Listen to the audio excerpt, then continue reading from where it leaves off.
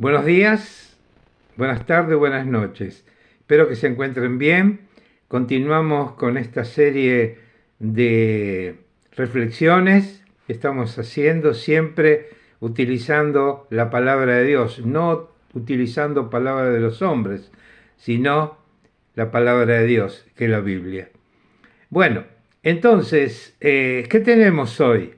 Estamos viendo una serie de acontecimientos en todo el mundo y acontecimientos que nos hacen indicar sobre la maldad del hombre, nos hacen ver la maldad del hombre, la búsqueda por parte de los hombres de las riquezas, digamos, por parte de los hombres el poder, ¿no es cierto?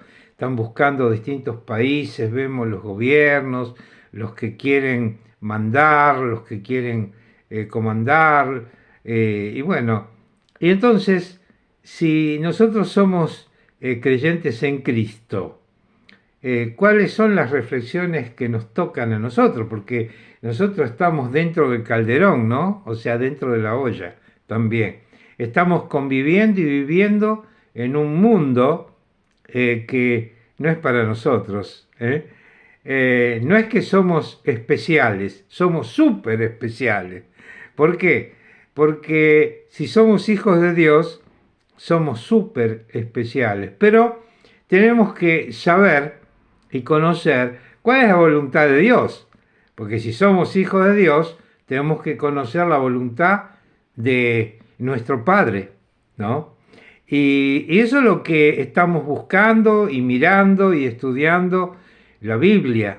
La Biblia es la revelación de Dios hacia todos los hombres y en especial hacia sus hijos. Y entonces es interesante ver cuál es la voluntad de Dios, cuáles son las preguntas que los discípulos le hicieron al Señor Jesucristo y las preguntas que hacemos nosotros al Señor, ¿cierto? Y cuál es la respuesta de Él. Y acá tenemos algunas de ellas. Entonces vamos a ir a las Biblias, a las Biblias que usted tenga, ahí, que ustedes tengan. Yo estoy viendo una Biblia en español ahora y es una versión normal. Usted puede utilizar la Biblia católica, puede utilizar cualquier Biblia. Y verá que en este paso que vamos a leer ahora, es un paso que aquellos que quisieron eliminar cosas de la Biblia no lo pudieron eliminar. Y lo vamos a ver enseguida. El libro de Hechos de los Apóstoles, en el capítulo 1. Vamos a buscar capítulo 1 a partir del versículo 6. Vamos a leer qué dice esta porción bíblica. Dice: entonces los que se habían reunido le preguntaron, diciendo: Señor, ¿restaurarás el reino de Israel en este tiempo? Y les dijo: no os toca a vosotros saber los tiempos o las sazones que el Padre puso a su sola potestad, pero recibiréis poder cuando haya venido sobre vosotros el Espíritu Santo, y me seréis testigos en Jerusalén, en toda Judea, en Samaria y hasta lo último de la tierra. Y habiendo dicho estas cosas, viéndolo ellos, fue alzado y le recibió una nube que le ocultó de sus ojos. Y estando ellos con los ojos puestos en el cielo, mientras él se iba, he aquí se pusieron junto a ellos dos varones con vestiduras blancas, los cuales también les dijeron: varones galileos, ¿por qué estáis mirando el cielo? Este mismo Jesús que ha sido tomado de vosotros al cielo, así vendrá como le habéis visto ir al cielo. Oh, acá tenemos una promesa extraordinaria. Imagínense cuál es esa situación. Ahí Jesús estaba en el monte, y el monte de los olivos, y él estaba a punto de irse al cielo. Y los discípulos no lo sabían en ese momento, no lo sabían, pero él estaba ahí hablando con ellos. No se olviden que acá está Jesús resucitado. O sea, no era antes, es después de la resurrección. Estaba Jesús resucitado. Él ya tenía un cuerpo glorificado, un cuerpo que es material, pero que puede comportarse como espiritual y material. Él podía pasar por los muros, las paredes. Él podía estar en un determinado lugar de golpe. Podía aparecer a todos, todos lo veían, y comió con ese cuerpo y bebió con ese cuerpo. Quiere decir que era un cuerpo que la Biblia llama glorificado.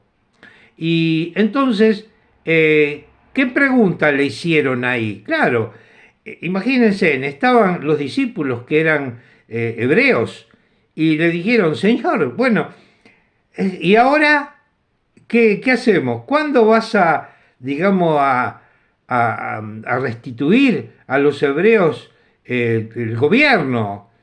¿Cuándo vas el reino que ellos sabían que habían tenido con David, con Salomón? Y ahora, ¿cuál es? ¿Cuál es el plan que nos queda ahora? ¿No es cierto? ¿Y qué les dice el Señor Jesucristo? Le dice que no les toca a ellos y no nos toca a nosotros saber las cosas que el Padre puso a su sola potestad. O sea, nosotros sabemos que las cosas reveladas por Dios son nuestras, y dice la palabra de Dios, y de nuestros hijos, porque lo que el Señor reveló, Él quiere que lo sepamos, y no solo eso, quiere que le digamos también a todos nuestros hijos y le enseñemos las cosas que Dios reveló. Pero las cosas secretas del Señor son del Señor, no nos interesa a nosotros.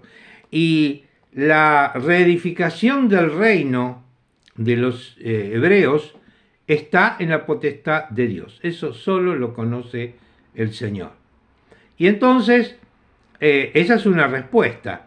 Y eso es lo que tenemos que aprender. ¿Cuál es la voluntad de Dios para nosotros? Bueno, tenemos la revelación que decretó el Señor, la revelación que está decretada desde los tiempos de la eternidad, que el Señor reveló, ¿no es cierto? Y eso se va a cumplir sí o sí. O sea, ¿cuál es la voluntad de Dios? Ejemplo, todo aquel que se arrepienta y venga a Cristo será salvado. Eso se cumple inexorablemente, inexorablemente. ¿Cuál es otra revelación? La revelación es que el Señor Jesucristo nos dijo, si permaneced en mí, dijo el Señor Jesucristo, y haced todo lo que he comandado, todo lo que le pidas al Padre, Él lo dará. Y eso se cumple inexorablemente. Ahora, hay cosas que queremos saber nosotros, pero esas son cosas ocultas. Ejemplo, en la vida nuestra, decir, bueno, ¿con quién me tengo que casar? Ejemplo, no lo podemos saber. O cuánto tiempo viviré, no lo podemos saber. O sea, esas cosas pertenecen a Dios, Dios Padre. Y esas cosas nosotros no tenemos ni siquiera que investigarlas. ¿Por qué? Porque pertenecen al Señor. La gente que quiere investigar eso, empieza a dedicarse y empieza a meterse con los demonios. Quieren saber el futuro y van a las que adivinan. Y eso saben que Dios odia eso. Los que quieren saber el futuro por medio de la adivinación, por medio de las cartas, Dios odia eso, ¿Por qué? Porque el que se mete en eso se está metiendo con demonios. Y nosotros no tenemos ni arte ni parte con los demonios. Así que, ¿qué tenemos que saber nosotros? Y aprender y enseñar lo que está revelado. Y eso es lo que está revelado en la Biblia. Ahora, acá nos dice el Señor, o se lo decía a los discípulos, que le iba a dar poder. Tanta gente busca el poder ahora. El poder del Espíritu Santo. Pero recibiréis poder, dijo el Señor Jesucristo, cuando haya venido sobre vosotros el Espíritu Santo. ¿Para qué? ¿Qué tengo que hacer con el poder que Dios me dio? ¿Mover montañas? ¿Curar gente? ¿Ayudar a la gente? No sé, sí, puede ser. Pero fundamentalmente el poder que el Señor nos dio es para una cosa que está revelada. No tenemos que buscarla. Dijo así, dice, y me seréis testigos en Jerusalén, en toda Judea, en Samaria y hasta lo último de la tierra. Para eso nos dio el poder el Señor, para ser testigos de Él. Somos testigos del Señor Jesucristo. ¿Qué significa esto? Tenemos que evangelizar, dar la buena noticia, y para eso tenemos el poder. El Señor nos dio eso para enseñar y anunciar las buenas noticias que el Señor nos dio. ¿Cuál es esta buena noticia? Esta buena noticia es que si creen en el Señor Jesucristo, serán salvados. Una buena noticia esa, ¿no es cierto?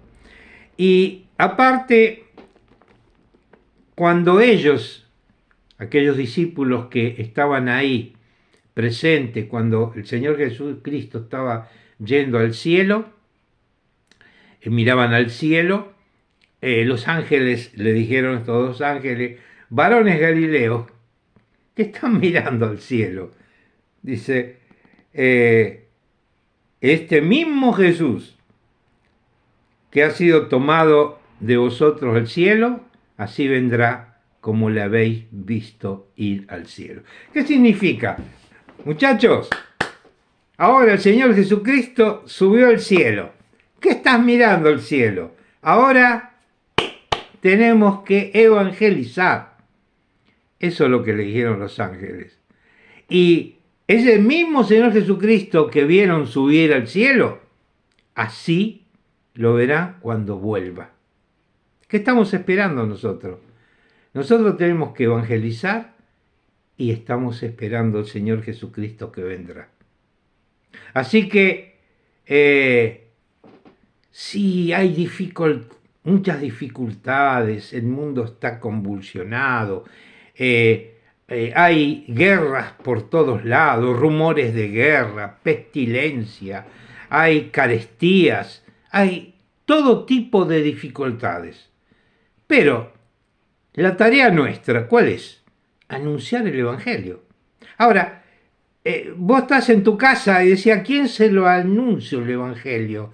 A todos, a todos los que se acerquen, a todos aquellos. Anda a tu vecino, anda a los que pasan. Hay mil maneras de anunciar el Evangelio.